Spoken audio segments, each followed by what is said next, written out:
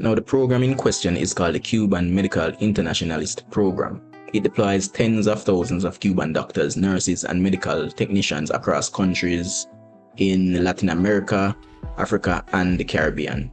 Now, the government of Jamaica has chosen to discontinue the program and end the relationship, a 50-year-old program, by the way, and relationship between Jamaica and the Cuban government, where the services of the Cuban medical professionals would be offered here in Jamaica to help bolster our healthcare system.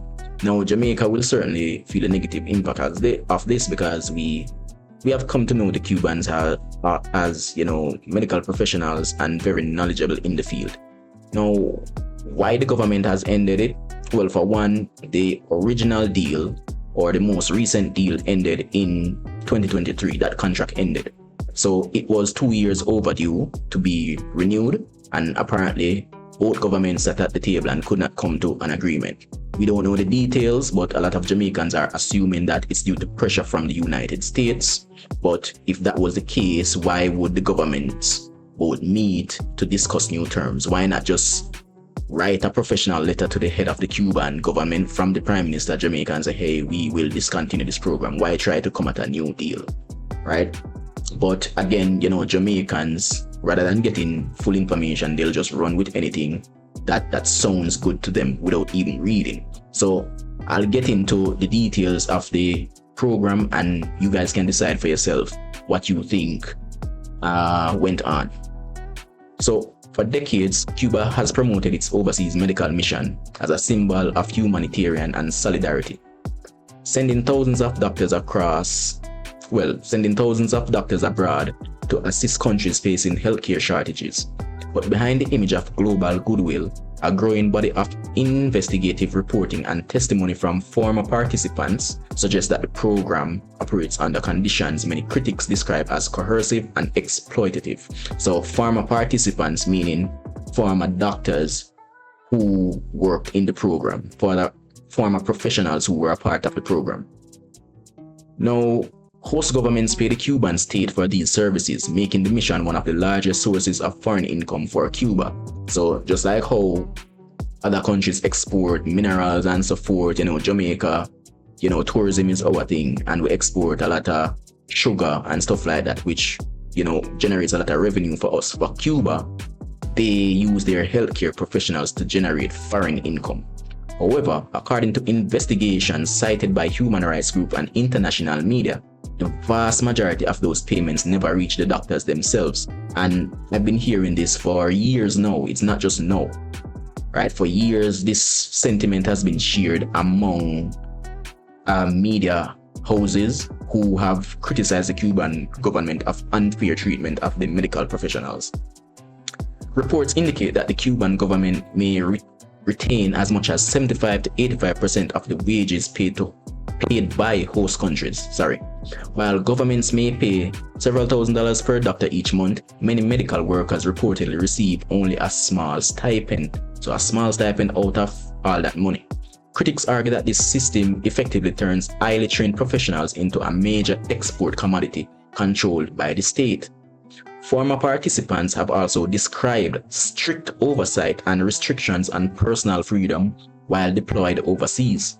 Testimonies gathered by organizations such as Human Rights Watch, and for you who don't know who Human Rights Watch is, it is an international non-governmental organization that investigates and reports on human rights abuse worldwide, and this was founded in 1978.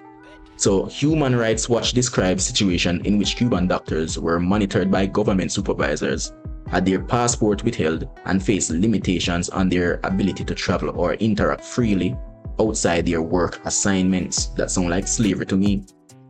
Some accounts also claim that participation in political activities organized by mission coordinators was strongly encouraged. So I heard a rumor, I don't know how true it is, but allegedly during the elections in Venezuela where Maduro won, it was alleged that Cuban doctors were forced to participate in that election by telling the locals that they would be denied medical attention if they didn't vote for Maduro. I don't know how true that is. It's alleged.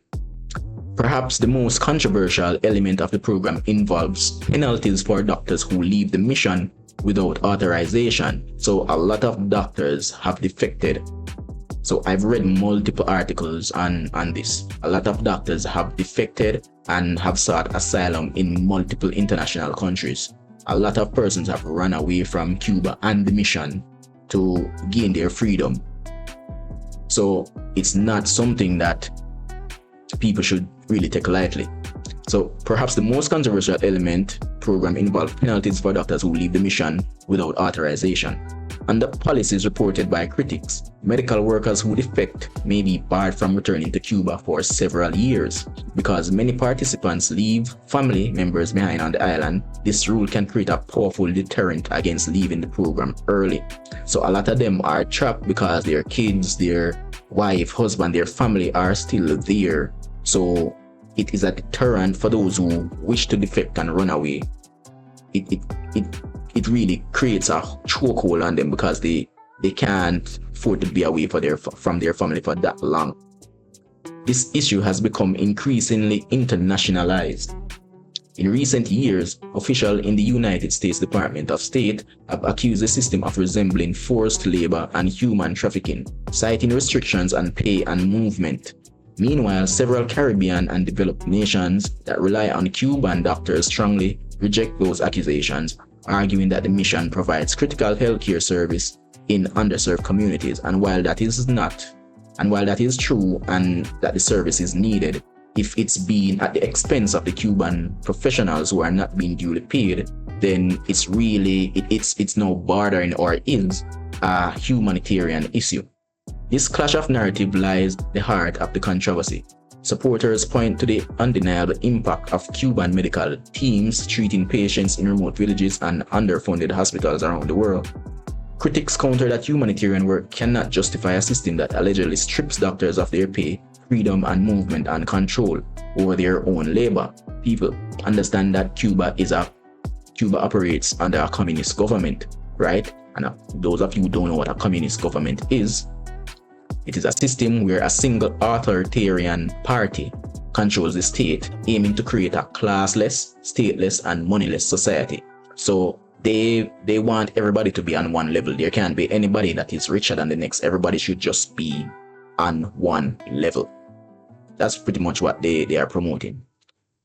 As more farmer participants speak out and governments examine the structure of these missions, the Cuban medical program continues to raise difficult questions about where international medical cooperation ends and labor exploitation begins. Because if this turns out to be true, and we've been hearing it all over the media, the doctors not being paid fairly, they are being exploited as a means of foreign revenue for Cuba, then we have to look at it from a humanitarian perspective where it's labor exploitation, right? Not just medical cooperation, but it's labor exploitations, right? And it's no different than us here in Jamaica most of them are willingly participating in the farm work program in the United States and Canada.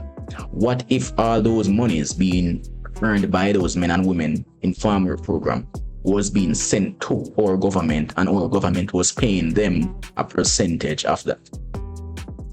How would that make you feel? So it's a similar thing. The only difference is the farm workers that leave Jamaica to go work in these countries are getting the money in their pockets, not the government. It's not coming in our government's pocket.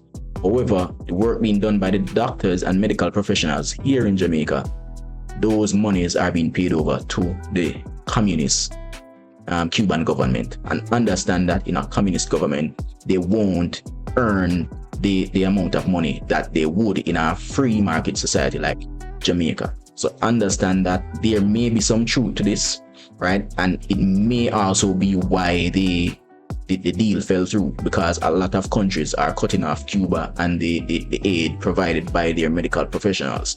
Though the aid is good and is needed to help bolster a lot of local medical teams, it's now borderlining exploitation.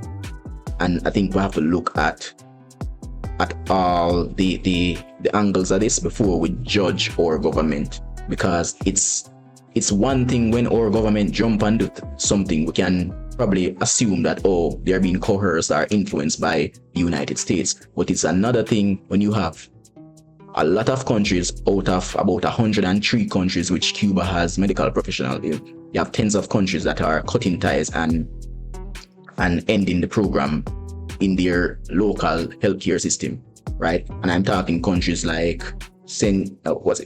Kitts, I see Honduras, and a lot of other international countries are ending the relationship where that is concerned. Because in Jamaica we have a statement, wanna go so, near go so. But one can only imagine if your salary is not being paid to you but to the government of your country.